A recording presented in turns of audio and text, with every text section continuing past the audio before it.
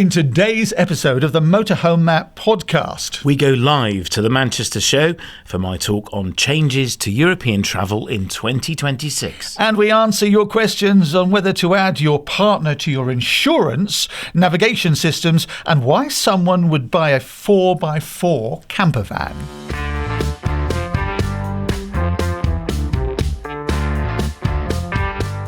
Welcome to the Motorhome Matt podcast. I'm Keith Gooden. And I'm Motorhome Matt. Industry insights and expert advice for the world of motorhomes, caravans and campervans. And it's brought to you by thatleisureshop.com and sponsored by Right. Now remember, please do follow on your favourite podcast app, or if you're watching on YouTube, click subscribe and that little bell. Valentine's Day is on the way.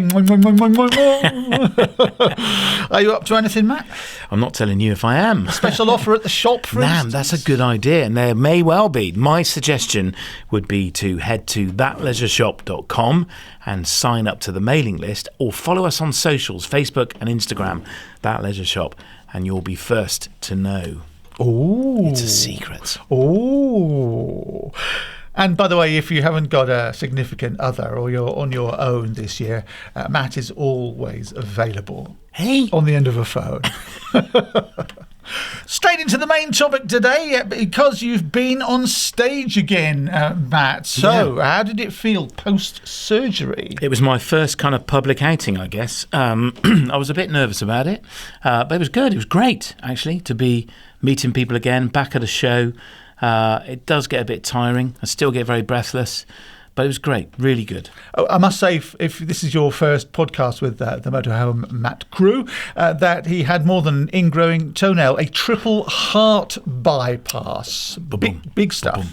It was, yeah, pretty major. It's still early days. In fact, the cardiac rehab nurse said, "Oh, you're going to a show? That's great. So, well, enjoy your day at the show." I said, "No, I'm not going for the day." No. We went up on Wednesday and came back Monday. And said, "You're going to a show for basically the week." And she said, most people are doing, 2 half days a week back to work at this point. So it was month 3 of my recovery. And yeah, I did fine. I did get pretty tired when I got back. And I was glad of a rest by the time we got home. Let's see how Matt got on live from the Caravan Motorhome and Holiday Show 2026 in Manchester Central. Good morning. There is loads of you. This is amazing. There is no walking room around at all. I'm sorry we haven't got more chairs. So are you okay standing up? Can you hear at the back? They're nodding. I will talk loudly as I can. Thank you for joining me. I am Matt from the Motorhome Matt podcast. Do we have anyone here that watches or listens? Brilliant. Gosh, it's you and my dad. So if you don't watch, it's a podcast that you can listen to every week. You can watch it on YouTube. Every Monday evening we have put out an episode consistently weekly for the last 4 or so years, and we are planning to continue doing that throughout 2026. We kind of unpack everything to do with motorhoming, campervanning, a little bit of caravanning too, but everything to do with travel. And today we are talking about changes to European travel in 2026, because there are some changes coming. Now this is a whistle stop. I've been told I've got a strict 45 minutes to include some Q&A. So I'm going to try and stay on track. Hence, for the first time ever, I'm using a PowerPoint. It's like Panto, I love it. Right, okay. So it's changed again, and things are changing this year. No doubt you've heard of some of the changes I'm going to be talking about, but the big thing is that this is all very, very manageable. The main change is about European borders going digital. Now, of course, we are going to mention Brexit once. From here on in, I will refer to it as the B word. That has put us in a position known as a third country, which means we are the same as Americans, Australians, and people think the French have got it in for us. They haven't. We're just no longer part of the EU. So we have to play by their rules. So borders are going digital. So the old days of stamping your passport and with a rubber stamp are gone. Has anyone been to Europe in the last 12 months? Yes, brilliant. Okay, I know that you had your passport stamped. That's going to change. City access is getting more complicated. Excellent. Anyone live in or near a ULEZ or a low emission zone? I'm from Bristol. We have one. That's changing here in the UK. Edinburgh, you're now not allowed into it If your vehicle isn't compliant, you just get a £200+ fine, I think it is. It's expensive to go there. That we're going to see some changes like that across Europe. But the good news is we can deal with it. You don't need to go panic buying gadgets. You don't need to go panic watching loads of YouTube, although I have got a tip on that. It's really important that you stay informed and you plan. So let's get into it. Let's talk about the entry-exit system. Has everybody heard of the EES? So there's some no's. Okay, so this was introduced last year. It finally came into play. It was probably one of the most poorly communicated and advertised changes. I've been talking about it for some time. It was delayed and delayed and delayed. And finally, at the end of last year, in October in 25, it came into play. So what is it? It is a digital border entry and exit. So when you get to the border, you now have to have your fingerprints taken and you have your photograph taken and you scan your passport. You have to do that every 3 years. The first time you've done it, fine. My advice would be make a note of the day you did it. And then in 3 years' time, when you're traveling, set a reminder and you know you're going to have to do it again. It's no big deal. It takes a few minutes. I went to China the beginning of last year and it's been standard access there for years. And it was actually quite easy, even though the entire machine was in Chinese. I managed to figure it out. And those are known as biometrics. That's your photo. Okay, this is all about security. This is about tracking you when you come into the Schengen zone and when you leave. The 90-day rule is being enforced, and this is how it's going to happen. No longer will a passport control officer have to go through your passport and find your entry stamp and then try and stamp your exit stamp next to it. It will all be done digitally. It will feel slower because I was told initially this entry system is going to take about 90 seconds per person. Now, you imagine a coach of 55 people, do the maths, that's well over an hour. So when I'm in my motorhome, if I've got all my kids with me, we'd all have to get out, go and queue up at a machine, and there was all sorts of chaos around how this was going to be implemented. There are now going to be portable tablets issued to coaches, and they might just spot check when they're doing it. They may not ask everybody to do it as this is rolled out. And obviously, as we go into the initial stage, most people will have done this check for the first time of their 3-year tenure. But this is all about this 90 and 180, which I'm not going to explain today because we'll all fall asleep. If you want to talk to me about it afterwards, I'm here. My takeaway would be make sure your document folder is organized. I've shared this story before, a time when we were in Southern Europe and we got to the border control and we proudly presented our folder of documentation, and Mrs. Motorhome Matt brought the V5 for the horse lorry. And we were in a campervan. So it didn't end well, but that's another story. So make sure your paperwork is up together and plan your border crossings, really important. And expect queues. There are going to be delays. I'm assured that the European border control will turn this requirement down or off if the queues get too long. But my prediction is we will see big delays in 2026, early in the year. So ETIAS, who has heard of ETIAS? Some of you. Who has not heard of ETIAS? Interesting. So this is actually probably the worst communicated change that's coming, and it is coming in October 2026. Once again, this has been delayed, and it's actually been delayed 5 times by EU Parliament, and it is the EU Travel Information and Authorization System. So what it is and what it isn't. It is not a visa. So before you travel into Europe, from October 26, that might change. It's really important you prepare and you apply for this. It is not complicated and it is not expensive. There are websites that will charge you €200 to get an ETIAS visa waiver. The current fee is €20. When it was launched, it was going to be €7. My prediction is that it will go up again before October 26, but then I'm a pessimist. I'm not actually, I'm a real optimist, but I can see that it will go up very easily. It is not live yet. You don't need to worry about this yet, but get informed. ETIAS.com is a brilliant website. You can just go on there and you can subscribe and receive news of when ETIAS is being introduced. I received an email from them yesterday with lots of travel inspiration, and tourist boards are jumping on it, and they must be paying to send me information to entice me to come to their country. But it's going to be a very simple process. It's €20. The visa waiver will last 3 years. If you're breathing, you have to have one. But if you're under 18 or over 70, it's free. So we have a few under 18-year-olds here. It is due to be introduced and implemented from October 26. There will be an app where you can apply. Again, when it was introduced, it was all going to be done in the post, and it was going to take 2 weeks to apply, and we'd have to rely on Royal Mail. Boo.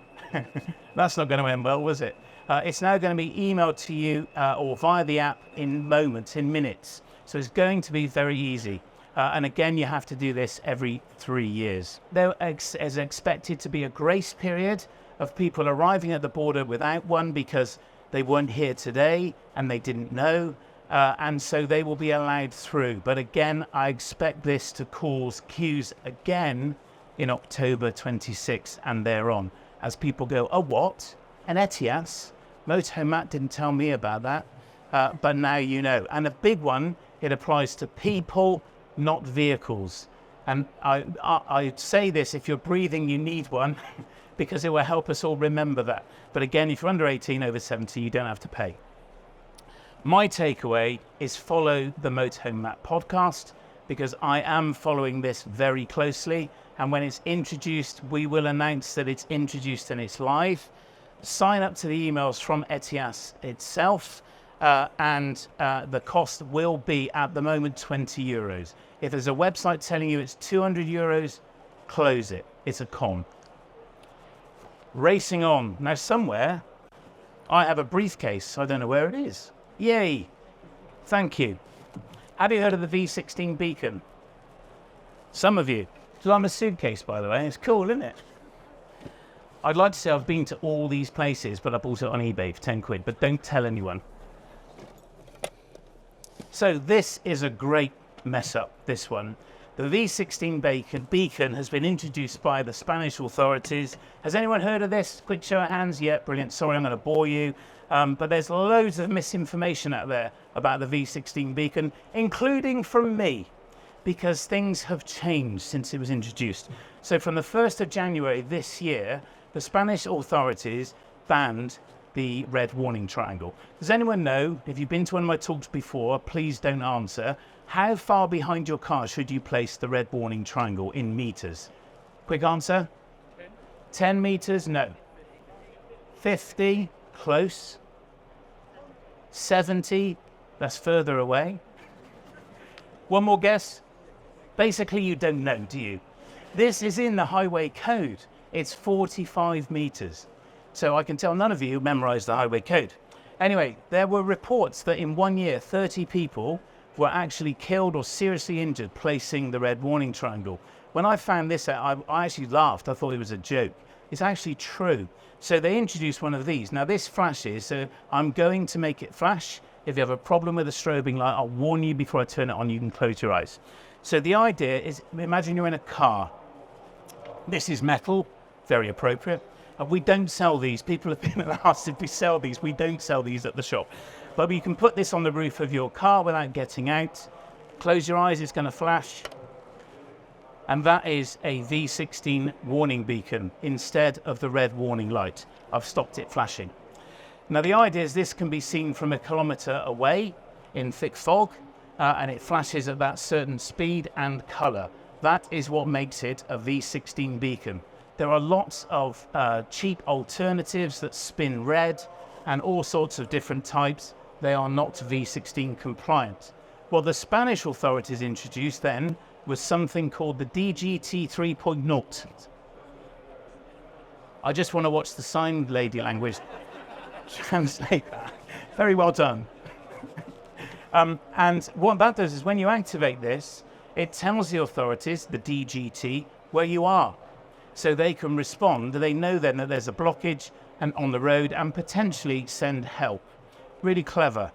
Some people say, oh, I don't want them to know where I am. Well, okay.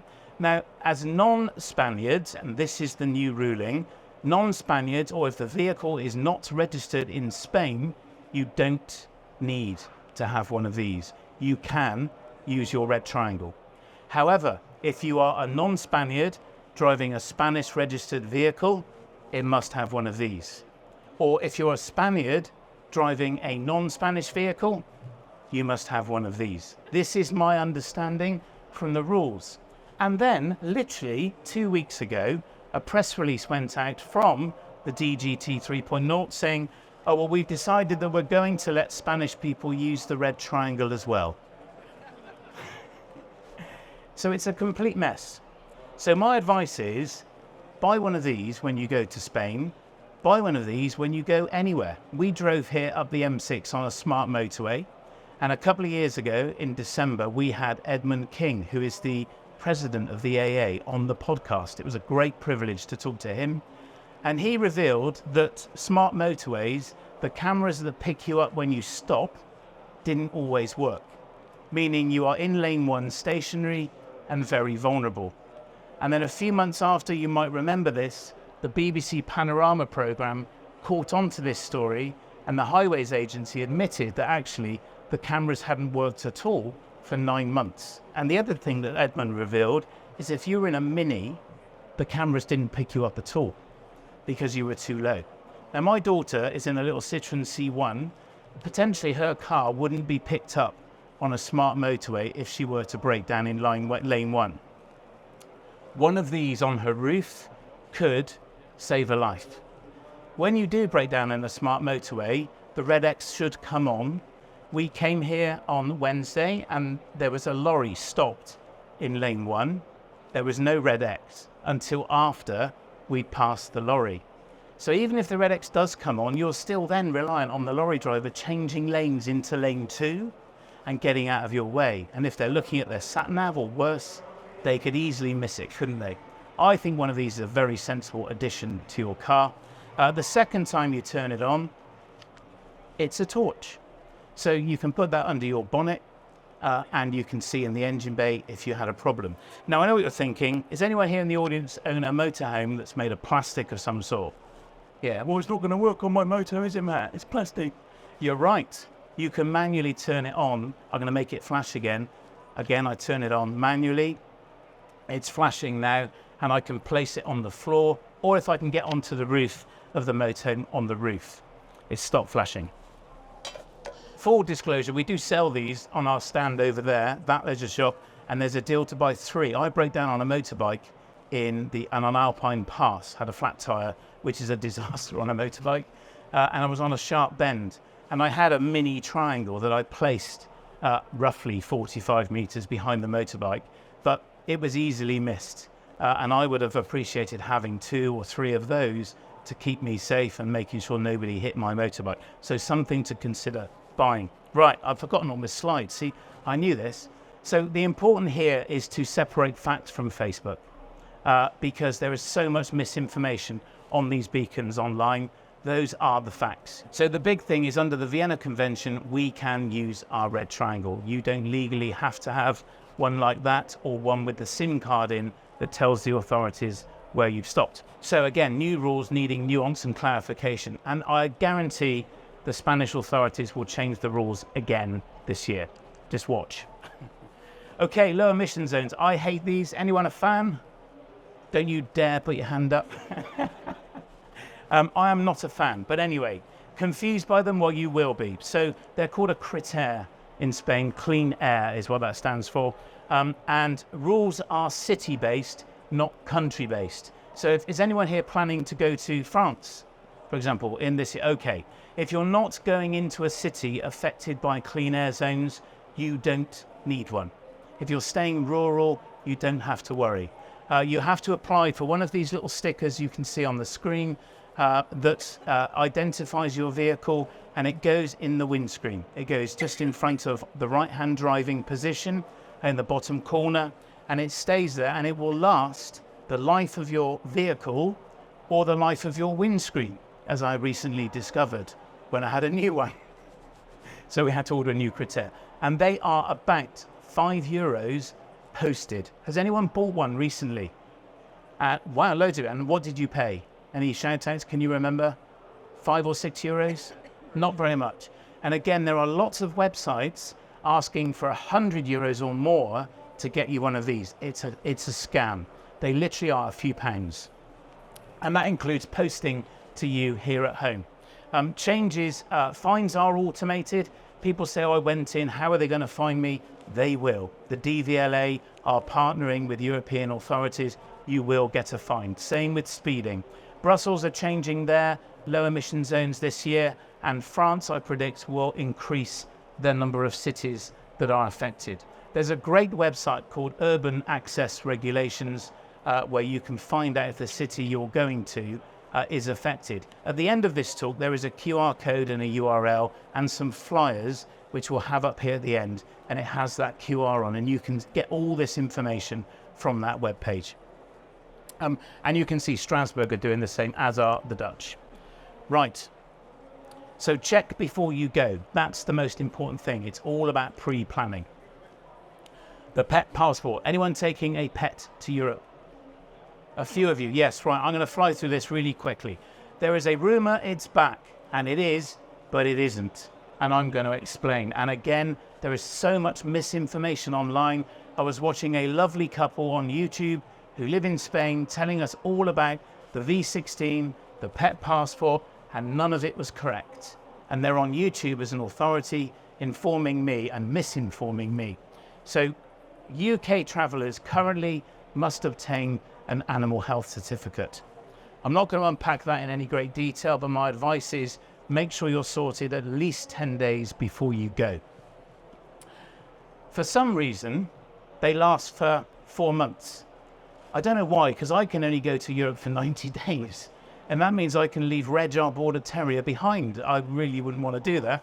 But I don't know why they don't last 90 days. And obviously it shows that the pet is microchipped and vaccinated against rabies. Now my takeaway is go and check out this episode with the lovely James Greenwood. He's a vet, BBC doctor, and we interviewed James in his kitchen where he unpacked exactly how the animal health certificate works. But change is afoot. Is the pet passport back? No, not for us Brits. On the 21st of April 2026, we now have a date. This law is going to come into force and it's going to change the old law here. Now this covers the non-commercial movement of pets. So if you're exhibiting or showing animals commercially, this is not for you. This is about us taking our own pet with us. The confusion has come because pet passports are being reintroduced for EU residents, not for us Brits. We currently still need to have an animal health certificate. Now I say currently because the law, as I stand here, is actually being rewritten. I was on the EU Parliament website this morning and it's being reviewed today, and it will continue to be reviewed over the coming weeks. And no doubt this will change again before we get to April 26. So at the moment, you still need an animal health certificate. The pet passport is not back, despite what Keir Starmer himself told us, that he was handshaking EU leaders and was trying to reintroduce the pet passport. It has not happened yet. And you also must make sure on your route that you pass through a border control where your pet passport or your animal health certificate, can be scanned. Really important. Trailers. Anyone towing something? Someone on our stand this morning towing a trailer with motorbikes in it. Someone else with a racing car. Anyone towing a caravan? No, a few of you. Right, okay. So the trailer rules have existed in Europe for many years, and they have changed again. So the existing rule is that you have to have a number plate that looks like that. Obviously, I've made that number up. It's white with black letters. It has to be in addition to the yellow one that's on the back of your caravan. Let's use a caravan as an example. And it has to have its own registration, unique to that trailer. Now, this previously till the end of last year was only for commercial trailers. So if you're going to an exhibition like this in Strasbourg with your exhibition stand in, you're traveling commercially, you needed to register it. It now applies to all leisure vehicles. So caravans, boats, a car transporter, you're taking a trailer with a car on it, it must apply to everything that's over 750 kilograms. Now people say to me, but Matt, what about my car trailer when it's empty? If that trailer is capable of carrying over 750 kilograms, it must be registered. Is that clear? Everyone got it? Don't get fined, get registered. You register on the Gov website. Do you know what? Even our own government website was wrong for weeks. I followed this one very closely, and Brits were in Germany getting fined.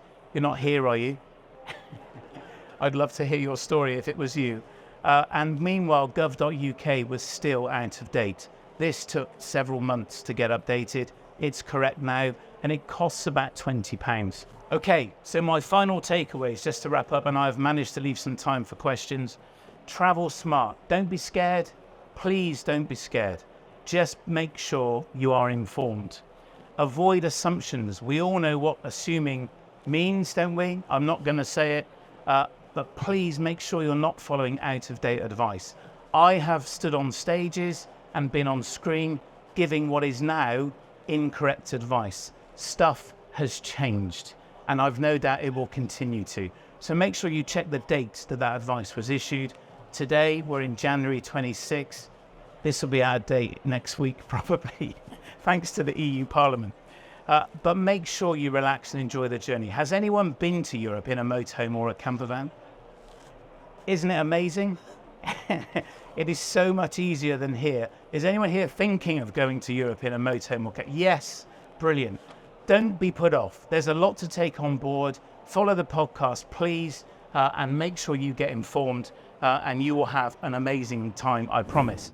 So, Matt, more changes to come. Yep, and my talk is probably already out of date.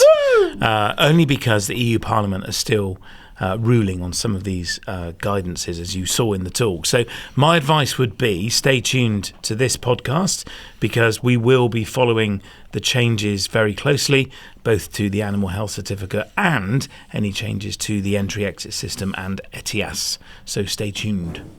If you're using campsite Wi-Fi or any public connection while you're touring, you need to protect your data. That's why I always use NordVPN. What, even in the van? Especially in the van, yeah. Hackers love public Wi-Fi. It's like leaving your motorhome door wide open with a sign saying, "Come on in."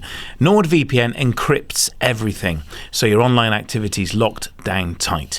Plus, their Threat Protection Pro blocks trackers and dodgy websites before they even load. So it's not just a VPN, it's like having a digital alarm system. Yeah, exactly. And it's quick to set up. It runs in the background, doesn't slow you down. And I use it on my phone, my laptop, the lot. Okay, I'm sold. Where do I go to get it? Just head to nordvpn.com/Motorhome Matt for a special deal.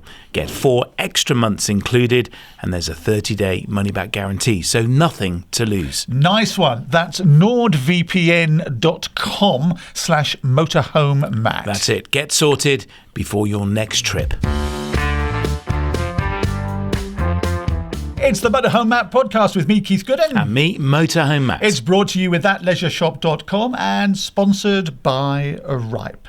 It's time now for our Q&A, our questions and answers. First of all, one for our sponsor, Ripe, from Dell.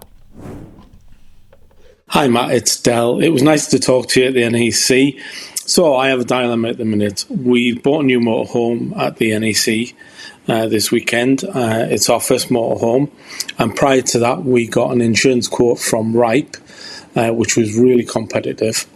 However, since we've had the quote, within the last couple of weeks somebody's driven into my wife's car and made off. So although the police are involved, the claim is now looking like it's going against ourselves. So my dilemma is, do I insure the van just for myself and leave my wife off? Or do I insure it with my wife, knowing that we've got a claim against us? And how will that affect the costs with Ripe? Thanks for the question, Del. Here's Ripe's reply. Hi, Del. Thanks for your question. Firstly, so very sorry to hear about your wife's accident. We hope she's okay. Regarding your quote with us, great to hear it was competitive for you when you applied.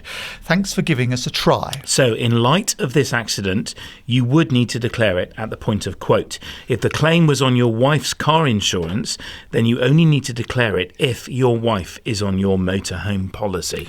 They went on to say that claims can affect the price, so the best thing to do in this instance would be to get a quote with and without your wife and see if it impacts you at all. If you have any questions, please feel free to get in touch. We hope you get this situation resolved and you can enjoy your lovely new motorhome. Thanks, Mel from the Ripe team. And remember, you can get 15% off your insurance premium with Ripe. Just click the link in the episode description. Bernard Walton, he's in France. Hi, Matt and Keith. This is Bernard from the Charente in France. Thank you for your lovely podcast. They're very informative. Now, I have a GPS navigation problem. So I have a Euromobile motorhome, which is 4.5 tons. And its width is 2.5 meters and 7.6 meters long. So I have also the Mercedes own navigation system, which is the most latest one, and Avtex Tourer 3 Plus, which is a Garmin-based system, both of which I've put in the motorhome dimensions. The issue is that neither systems are behaving themselves, despite all the software and firmware being updated.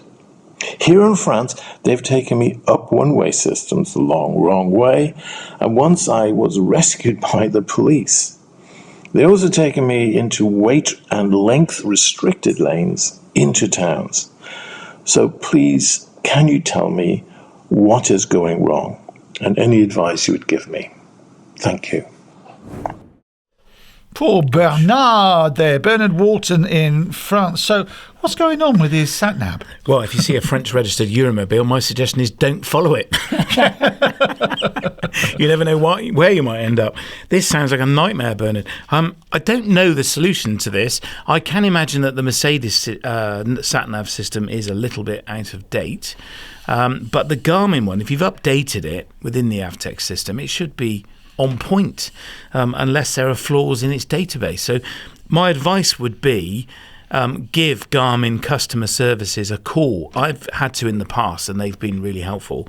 And there is a number here, which I'll read out for you from Europe. It's obviously +44 because they're UK based, 870-850-1241. I'll read it again. It's +44 870-850-1241. And if you are dialing in the UK and you've heard this, and you remember to put an O, so it's 0870. Forget the 44. 0870. If you Google Garmin Customer Services UK, you will get that phone number very easily. Give them a call and tell them what's going on, and there's an update missing, or I don't know what the issue is. But yeah, do it. Yeah, could it be like in my car, for instance? My sat-nav is good, it's there, it does what it's supposed to do, but to update it, I need to change it with an SD card. Yeah, so that would be the case certainly with the Mercedes side of the system, which is in the dashboard. This is a portable system. You just plug it in and update it. And the Avtex 3, you've seen them. We've talked about them before, and they go on a sticky pad on the windscreen. But do they update through the air, or do you need that little SD card? On the 3, I think you plug it into your computer. So I've not updated mine yet. I'm still using the 2, actually. And that's pretty good. But it's because you're in France. That might be the issue. I would definitely give Garmin a call and give them the specifics of where this went wrong, and they can then look at the mapping and the database on the unit, and they may have a solution. Yeah, nice one. Cheers, Bernard, or is that Bernard? Thanks very much for your question. Jane Hurst is in Chagford. Hi, Matt. Thanks for playing my message about buying a death slave. I'll start that again, shall I? Hi, Matt. Thanks for playing my message about buying a Deathslift's Still wrong. Deathslift's Globus Performance 4x4 at the October NEC show. To answer your question about why we chose a 4x4, one, most European sites only have grass pitches, and as we like touring Europe outside the summer months, we don't want to get stuck on a wet or muddy grass pitch. Fair enough. And number 2, Jane goes on to say, We also want to explore some of the national parks in Spain and Portugal that have gravel or sand tracks rather than tarmac roads. So light off-roading only. We're also looking for a base vehicle with a better driving position for me and more comfortable cab seats than a Fiat Ducato. Cheers, Jane and Alan. Great reasons. Yeah, both great reasons. But, Jane, just be aware that be mindful of going off-road and your insurance cover. We have exposed this in the past. We discovered that if you're not on what is a designated road, you may not have insurance cover. Go and check out a previous episode we did on exactly this. It was called Is Your Motorhome Insured When Driving Off-Road? We did it in August 2024. Yeah, one I can think of specifically is down in Murcia, going towards the Mar Menor. Where, sorry? Murcia, in Spain. Is that your lisp coming back yes. in? Or your terrible Spanish accent? Yes. And in Spain. Yes, to everything. When you come off the main road there, you are going over tracks, yes. and it's not a proper road. So you're saying, and we have, as you say, investigated this in the past, you're not insured on that bit of dirt track, are you? If the destination you're going to is you're allowed to be there and it's intended that you're to be there, yes, you'd be covered. Common sense prevails. So we did speak to a number of insurers that could clarify this. So check the episode out. You'll find it really useful. Everybody should listen to that episode or watch it because it's very tempting to go off-road. To get off-grid, there is always an insurance cover risk. Yeah, and we did the episode because one of our poor podcast viewers and listeners, she ended up on her side. The motorhome ended up on her side. Rolled over and she was uninsured, and she assumed it's because she was in Europe. It wasn't. It was because she was on a dirt track. Yeah. Okay, Matt, how do people get in touch? We would love it if you did. Just head to mhmp.info/askmatt. If you want to record the question, we love that. You can click the orange button. You can listen to it back before you submit it. Please remember to tell us where in the world you are. Or if you'd rather not record it, you can fill out the form and we'll read it for you. And if you're looking for trusted brands and services, then make sure you visit the Motorhome Matt approved directory. It's at mhmp.info/approved. And remember, please follow on your favourite podcast app, or if you're watching on YouTube, click subscribe and that little bell. Yes.